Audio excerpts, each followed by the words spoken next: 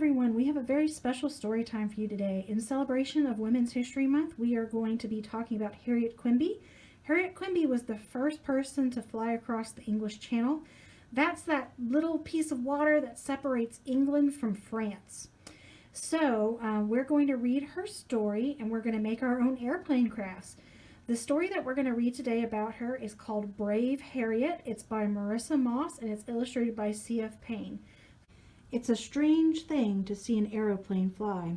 The thing is so gawky and bumbling on the ground, so spindly and flimsy looking. But then, once in the air, it soars with the grace and beauty of a hawk, strong enough to lift a person high above the trees and into the clouds. I hadn't grown up wishing to be a pilot, because there were no planes when I was a girl. But once I saw one, I knew where I belonged. There, at the controls, with blue sky all around me. The day I saw my first plane was the same day I started flying lessons, eager for my chance to be alone in my own great bird. My friends thought I was crazy. There I was, already a successful newspaper writer. Why would I risk my life in such a rattletrap, gum and spit contraption? But to me, there was no reason to be afraid, only a reason to soar, a longing to be among the first, high up in the clouds. And that first time I flew solo, it was as if I had finally found where I belonged. I didn't have to think about what to do. My body just knew. It was like I'd grown wings from my shoulders. Flying felt so natural. But it didn't seem natural to the licensing board when I applied for my pilot's license.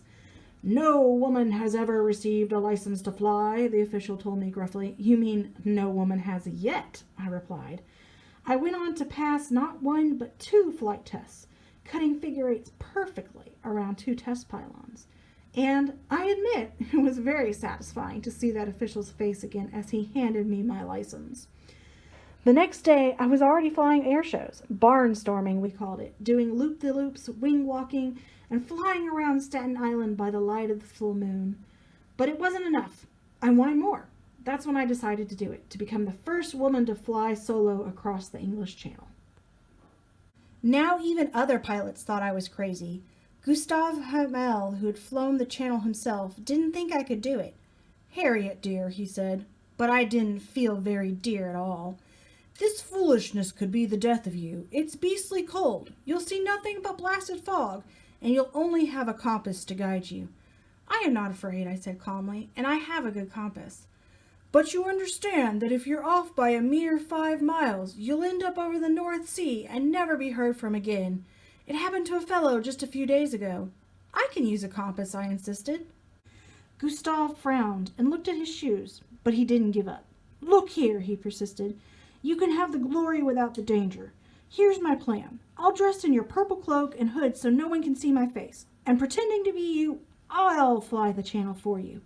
We'll meet in France, switch clothing in places, and you'll fly the short bit to Calais to be greeted with a hero's welcome." I couldn't imagine a worse course of events. A hero's welcome for a fraud? No, thank you. You may be worried about what I can do, but I'm not. And that was the last time that Gustave tried to stop me. My mind was set on what I had to do, and even he could see that. Instead, he came with me to Dover to see me off. Monday, April 15th, 1912 was the day set for my flight. But as the sun dawned, the wind gusted and the sky churned with rain clouds. My little airplane would have been torn apart like a kite. So I waited and wondered, was I doing the right thing? By dawn the next day, the skies were clear and calm, and I felt as sure as ever that I could do this. I could hang suspended between air and water, and it would feel right. I just knew it. Before I got into my plane, Gustave handed me a hot water bottle to tie around my waist. "Remember, it's cold up there," he said, frowning. "Thank you, Gustave," I smiled. "I can't wait to find out for myself." As I climbed into the cockpit, Gustave joined the 6 other men straining to hold down my plane. It had no brakes, so they kept me on the ground by pulling on the wheels and tail while I started the engine. I adjusted my goggles, held my compass tightly, and gave them a thumbs up. The men let go, and the plane bumped into the air. I was off! At 5:35 a.m., my plane left England's soil, heading over the cliffs of Dover, across the Channel, and on to France. It was my first time to fly by compass. It was my first time to fly over water, and it was my first time to cross the English Channel. The crossing was all I had imagined it to be. The blue overhead, the blue beneath, the blue all around. Below me I could see a tugboat full of reporters following my path. Then they disappeared as I was wrapped in a thick mist. The blue was gone, and there was nothing to see but white, a cold, wet whiteness like the foam of a wave. By 6, my goggles had clouded up, so I pushed them up on my forehead. Without them, I still saw only whiteness. I should have been terrified, but oh, it was so beautiful, as much a part of flying as being in the vast clear blue, and I had my compass to guide me. All I had to do was follow the path east and trust my plane to do the rest. By 6:30, however, I was so cold I could scarcely feel my own hands. The white fog had crept into my bones, and I worried I would not stay alert, and so would miss my compass heading. The plane suddenly lurched, and I was all sharp attention again. Something was wrong. The plane was tilting sharply, and the steep pitch caused the engine to misfire. The motor began to sputter. There was no time to think, only time to act. I lowered the plane as steadily as I could, hoping to pancake onto the water with a gentle landing. But just as suddenly as the trouble had begun, the sparking stopped, and the motor again purred smoothly. And now, below the clouds, I could see the coast of France. My fingers still numb with cold, my heart still pounding from the sparks. I didn't even look for Calais, but brought the plane to land on the sandy beach. It was all over so quickly. It was scarcely 7 a.m., and I had come so far. A crowd of French fishermen and their families rushed over to greet me, the great fish fallen from the sky. The women hoisted me aloft once again in triumph, while the men pushed my plane up the beach, away from the rising tide. It was a wonderful welcome. Best of all, one fishwife set up a table right there on the beach and sat me down to a good hot cup of tea. As I warmed my hands around the wide, thick, steaming bowl, I could see the headlines already. American woman flies over the channel. And it might have been so. It truly might have been. But it was April 16th, 1912, and for that day, and for days afterward, there was other news that eclipsed mine.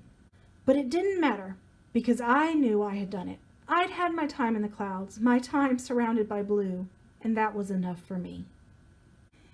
That is the end of the story of Harriet Quimby, the first woman to fly across the English Channel. We have an airplane craft coming up, and I hope you'll stay for that as well. Now that we've gone over Harriet's story, let's make our own airplanes. This is what the finished product is going to look like.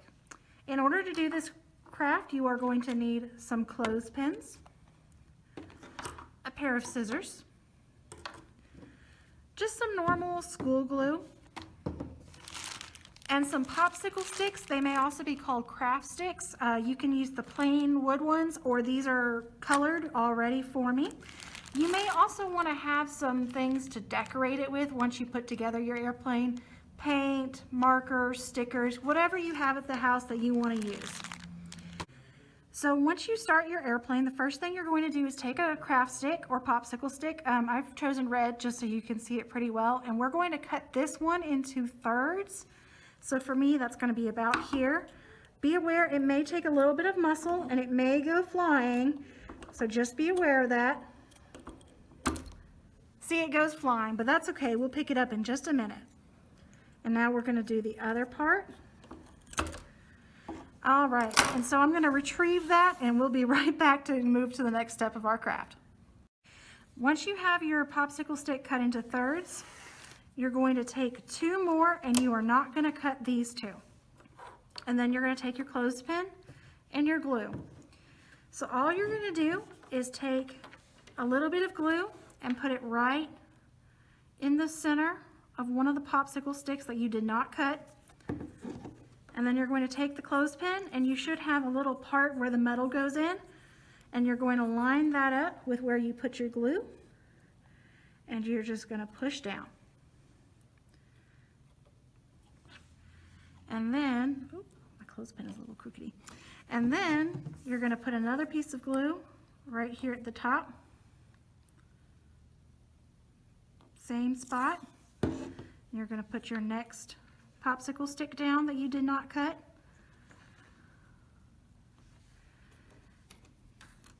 And now you're going to take the one that you cut into thirds. You're going to put a little bit of glue right in the middle. And then you're going to lift this up carefully. Don't lift it up too far or it will fall apart because the glue's not yet dry. And you're just going to slide it under and put it at the very back of the clothespin. And then you're going to take another third of a popsicle stick and you're going to put it at the top. And you're going to push on this third. So you'll have one little piece extra, but that's essentially it. All you have to do is you have to wait somewhere between, I would say probably give it 30 minutes to an hour just to set up fully. It may be dry sooner than that, but the longer you give it to dry, the sturdier it's going to be. Once you're done, you can go ahead and paint it. The one that I showed you earlier, I actually painted this with silver paint. You can use paint, you can use marker. If you color on this kind of plain brown clothespin or a plain brown popsicle stick, it's very easy to take the color and it will turn out really well. You can also put stickers on it. But that's it. Once it's dry, you have your airplane.